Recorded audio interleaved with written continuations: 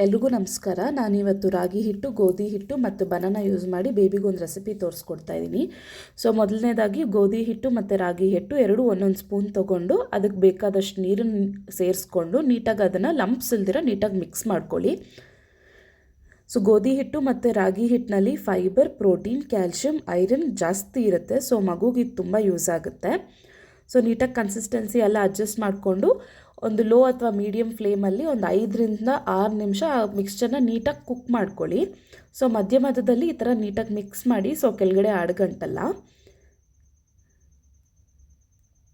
So ಈ consistency ಬಂದಿದ್ದಾದಮೇಲೆ ಒಂದು ಸ್ವಲ್ಪ ತುಪ್ಪನ ಸೇರಿಸ್ಕೊಳ್ಳಿ. ಅದಕ್ಕೆ ತುಪ್ಪ ಎಲ್ಲ ಸೇರಿಸ್ಕೊಂಡಿದ್ದಾದಮೇಲೆ ಒಂದು ನೀಟಾಗಿ ಒಂದು ಪ್ಲೇಟ್ನ ಮುಚ್ಚಿಬಿಟ್ಟು ಅದಾದಮೇಲೆ ಒಂದು 2 ನಿಮಿಷ ಅದನ್ನು ನೀಟಾಗಿ ಕುಕ್ ಮಾಡೋದಕ್ಕೆ ಬಿಡಿ.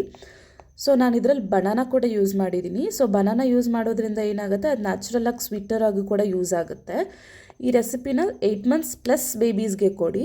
ಸೊ ಇದಾದಮೇಲೆ ಒಂದು ಸ್ಪೂನ್ ನಟ್ಸ್ ಪೌಡರ್ನ ಯೂಸ್ ಮಾಡಿದ್ದೀನಿ. ನಟ್ಸ್ ಪೌಡರಲ್ಲಿ ಒಂದು ಸ್ವಲ್ಪ ಏಲಕ್ಕಿ ಪುಡಿನ ಕೂಡ ನಾನು ಆಲ್ರೆಡಿ ಸೇರಿಸಿಟ್ಟಿದ್ದೀನಿ. ಸೊ ಏಲಕ್ಕಿ ಪುಡಿಯಿಂದ ಬೇಬಿ ಜೀರ್ಣಶಕ್ತಿ ಕೂಡ ಚೆನ್ನಾಗಾಗುತ್ತೆ, ಮಗು ಹೊಟ್ಟೆ ಹಸು ಚೆನ್ನಾಗಾಗುತ್ತೆ. ಸೊ ಇದನ್ನು ಮಿಕ್ಸ್ಚರ್ನ ಹಾಕಿಬಿಟ್ಟು ಬನಾನಾ ಮಿಕ್ಸ್ಚರ್ ಜೊತೆ ಚೆನ್ನಾಗಿ ಮಿಕ್ಸ್ ಮಾಡ್ಕೊಳ್ಳಿ. ನಿಮಗೆ ಕನ್ಸಿಸ್ಟೆನ್ಸಿಗೆ ಮಿಲ್ಕ್ ಒಂದು ಸ್ವಲ್ಪ ಮಾಡಿಕೊಂಡು ಅಡ್ಜಸ್ಟ್ ಮಾಡ್ಕೊಳ್ಳಿ ಕನ್ಸಿಸ್ಟೆನ್ಸಿನ, ನಿಮ್ಮ ಮಗುಗೆ ಎಷ್ಟು ಬೇಕೋ ಅಷ್ಟು.